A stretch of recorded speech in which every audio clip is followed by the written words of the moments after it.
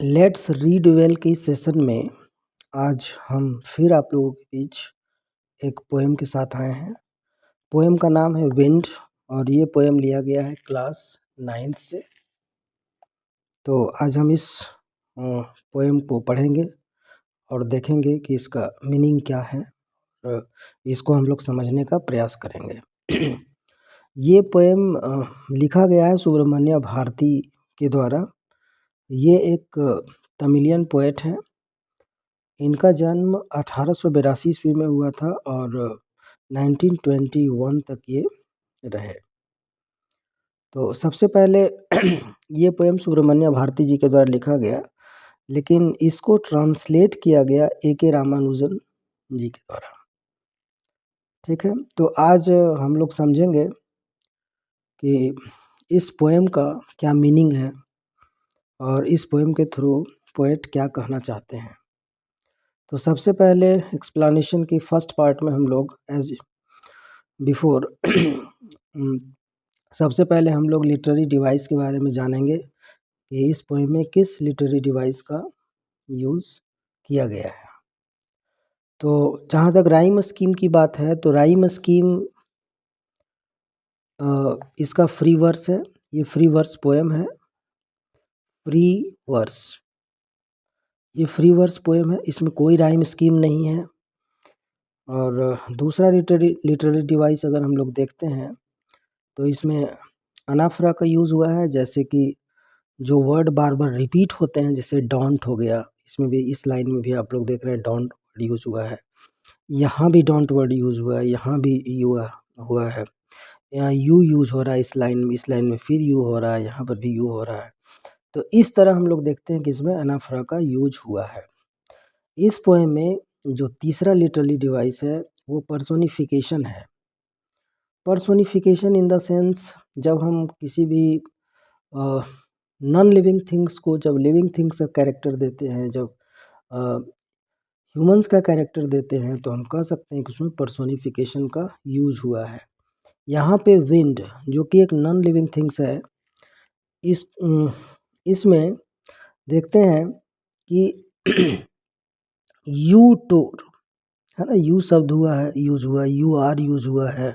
तो यू हम लोग जनरली यूज़ किसके लिए करते हैं? ह्यूमन बीइंग्स के लिए यूज़ करते हैं। तो यहाँ हम लोग देखते हैं कि पर्सोनिफिकेशन लिटरेरी डिवाइस का यूज हुआ है।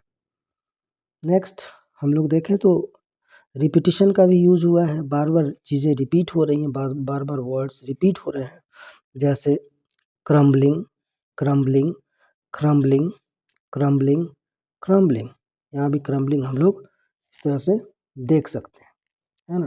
तो इस तरह से यहाँ पे रिपीटिशन यूज हुआ है।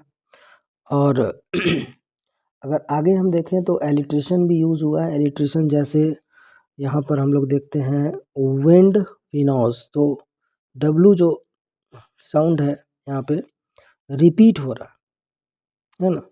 तो इस तरह हम लोग देखते हैं कि इस पोएम में राइम स्कीम नहीं है, ये फ्री वर्स पोएम है। इसी तरह का एक और पोएम होता है जिसको हम लोग ब्लैंक वर्स बोलते हैं, ये फ्री वर्स पोएम है। इसमें एनाफोरा का यूज हुआ है, पर्सोनिफिकेशन का यूज हुआ है, इसमें रिपीटेशन का यूज हुआ है और इसमें एलिट्रेशन का यूज हुआ है। अब हम लोग देखते हैं कि इस पोएम का मीनिंग क्या है। तो in this poem the poet is actually talking about the wind, है ना। Wind is a natural thing. The power of the wind, we all know that what is the power of the wind. So power of the wind is described. We all know that power is destructive and it can destroy anything. So अब हम लोग starting से इसको पढ़ते हैं। Wind come softly, don't break the shutters of the windows. यहाँ पर poet कहते हैं कि विंड, इवन यहाँ पे पोएट रिक्वेस्ट कर रहे हैं कि wind come softly, please come softly. Wind आप धीरे धीरे आए, सॉफ्टर तरीकों से आए, है ना। Don't break the shutters of the windows, आप हमारे घर के जो खिड़कियां हैं उसके जो किवाड़ हैं शटर्स उसको न तोड़ें। आप धीरे धीरे आएँ और हमारे घरों के जो खिड़कियों के जो शटर्स लगे हुए हैं उसको आप न तोड़ें। Don't scatter the papers. घर में जो पेपर रखा हुआ है उसको भी आप तितर बितर ना करें, स्कैटर ना करें। Don't throw down the books on the shelf. और शेल्फ पर जो बुक रखा हुआ है, जो किताबें रखी हुई हैं उसको भी आप ना फेंकें। There look what you did. देखो तुमने क्या किया। You threw them all down. तुमने सबको नीचे फेंक दिया। ठीक है। You tore the pages of the books. तुमने किताबों के पन्नों को फाड़ दिया। बुक्स किताबों के पन्नों को फाड़ दिया। You brought rain again. तुम अपने साथ फिर बारिश ले आए, वर्षा ले आए। आगे कहते हैं you are very clever at poking fun at weaklings. Poking fun means making fun of, किसी का मजाक उड़ाना। वीकलिंग्स मीन्स वैसी चीज़ें जो कमज़ोर हैं, जो स्ट्रोंगर नहीं है, जो स्ट्रॉन्ग नहीं है। तो you are very clever. Poet ये कहते हैं कि तुम बहुत चालाक हो, तुम बहुत चालाक हो, तुम मजाक उड़ाते हो कमज़ोरों का। कवि ये कहते हैं कि तुम बहुत चालाक हो, तुम मजाक उड़ाते हो कमज़ोरों का। Frail crumbling doors. फ्रेल का मीन्स होता है फ्रेल मीन्स कमज़ोर। क्रम्बलिंग मतलब ढहते हुए। जो कमज़ोर ढहते हुए घर हैं उसको क्या करते हो तुम लोग, उसका मजाक उड़ाते हो। उसको तुम लोग क्या करते हो, उसको और गिरा देते हो। क्रम्बलिंग डोर्स, जो ढहते हुए दरवाजे, जो पुराने दरवाजे हैं उसको भी तुम लोग क्या करते हो, उसको भी गिरा देते हो, उसका मजाक उड़ाते हो। क्रम्बलिंग रैफ्टर्स। और जो बीम्स लगा हुआ आता है घर में, गांव में हम लोग जो देखते हैं, जो पहले छत हुआ करता था जिसमें मोटा मोटा लकड़ी का इस्तेमाल होता था, तो उसको हम लोग बोलते हैं रैफ्टर्स।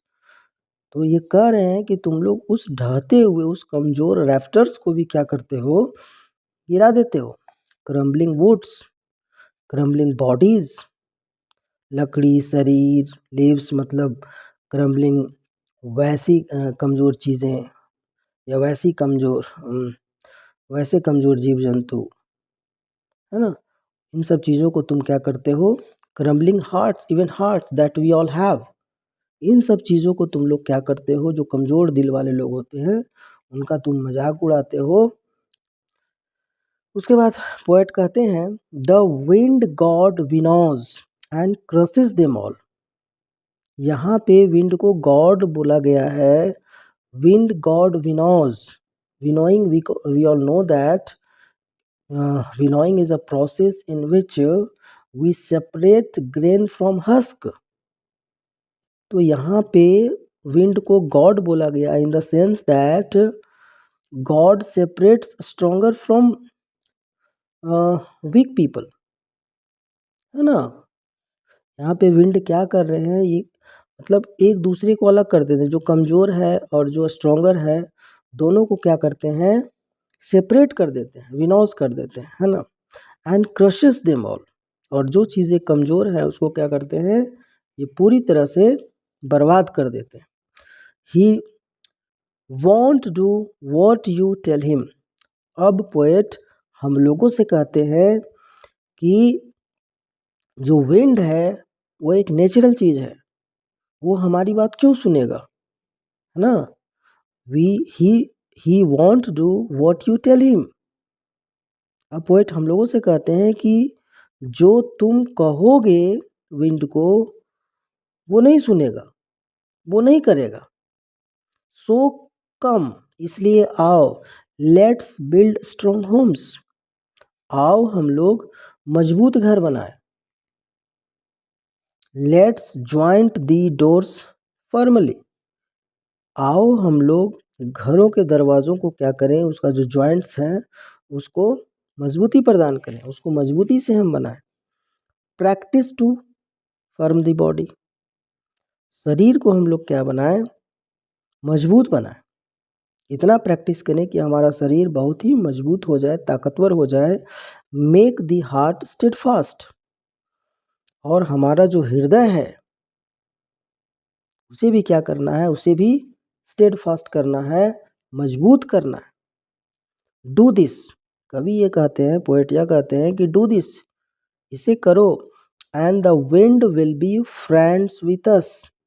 और विंड क्या होगा, हमारा दोस्त हो जाएगा, वो हमसे दोस्ती कर लेगा।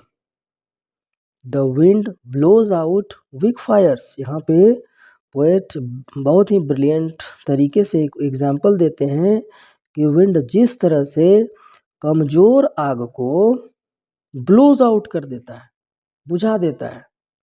हर जगह हम लोग देखते हैं कि विंड कमज़ोर आग को क्या करता है, ऑलरेडी उसको जो आग कमज़ोर होती है उसको और बुझा देता है वो।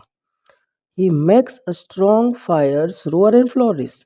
लेकिन जस्ट ऑपोजिट हम लोग क्या देखते हैं, जहाँ पे आग बहुत तेज़ होती है वहाँ पे तेज़ हवाएं या जो विंड होती हैं वो उसको और ज़्यादा भयानक और बड़ा बना देती हैं, है ना, रोअर एंड फ्लोरिश। तो कवि कहते हैं कि हिज फ्रेंडशिप इज गुड। उससे दोस्ती अच्छी है। और we praise him every day. और जब उससे दोस्ती अच्छी होगी तो हम लोग उसकी प्रशंसा प्रतिदिन करेंगे। यहाँ पे पोएट ये कहना चाहते हैं कि अगर हम अपनी कमज़ोरियों को दूर कर लें तो हम क्या हो जाएंगे, हम विंड के दोस्त हो जाएंगे, फ्रेंड हो जाएंगे। और जब हम अपनी कमज़ोरियों को ड्राइव आउट कर लेते हैं अपने आप से तो ऑब्वियसली हमें सफलता मिलनी शुरू हो जाती है। और इसीलिए हम लोग प्रतिदिन we praise him every day, है ना। तो in this poem the poet is trying to say that if we want to be a successful man then we must have to overcome all our ills, है ना, all our weaknesses that we have. In this way we can only get success. तो इस तरह से हम लोग देखते हैं कि इस पोएम में विंड को कंपेयर किया गया है एडवर्सिटीज़ ऑफ लाइफ से, है ना, स्ट्रगल्स ऑफ लाइफ से, जो ऑब्स्टिकल्स है उससे कंपेयर किया गया है। और ये कहते हैं कि विंड जो है क्या करता है, अगर इन सब चीज़ों को हम अपने आप से बाहर नहीं निकालेंगे, इन एडवर्सिटीज़ के ऊपर अगर हम अपने आप को डोमिनेंट नहीं रखेंगे, इन ऑब्स्टिकल्स के ऊपर अगर अपने आप को हम ऑब्स्टिकल्स को बाहर नहीं निकालेंगे, इन स्ट्रगल्स को, जो स्ट्रगल्स ऑफ द लाइफ है उसको अगर हम लोग ख़त्म नहीं करेंगे तो हम लोग एग्जिस्ट नहीं कर सकते हैं।